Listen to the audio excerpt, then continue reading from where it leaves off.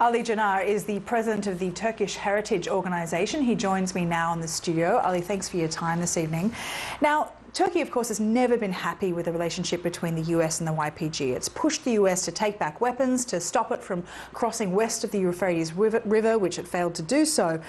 There has been a lot of distrust between the two countries over this particular strategic relationship. But is this deal going to be fraught with that same distrust and tension, or will this might be different, do you think? I mean, temporarily right now, it seems like both sides agreed on this 120 hours agreement.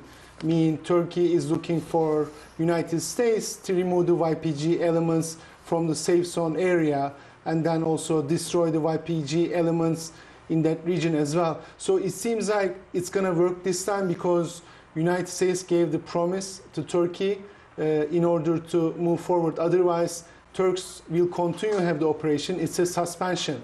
So it's not a ceasefire. Turkey was very clear on YPG, PKK, terrorist organization. So for now, it's going to work.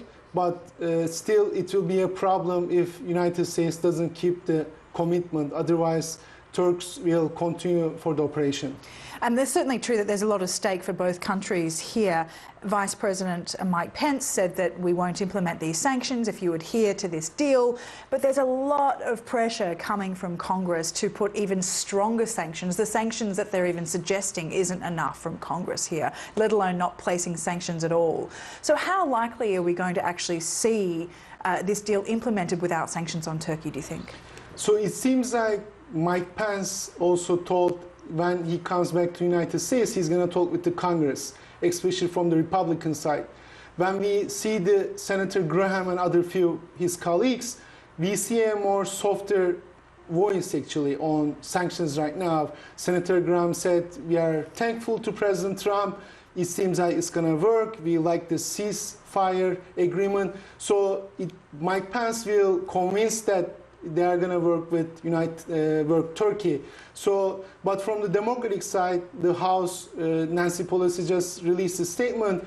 They'll continue for the sanctions. They are going to push for sanctions. But when it comes to Senate, we might see a block from the Republican side because Trump has to work with Republican in the Senate side, and Senator Graham was leading that sanction package.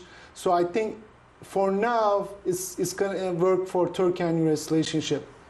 I'm interested to know more about what you think in terms of where this relationship is going, though. In some respects, we have Trump as a more or less supporter of Erdogan. He didn't want Turkey to come out of the F-35 program, but there's been too much pressure to not do so.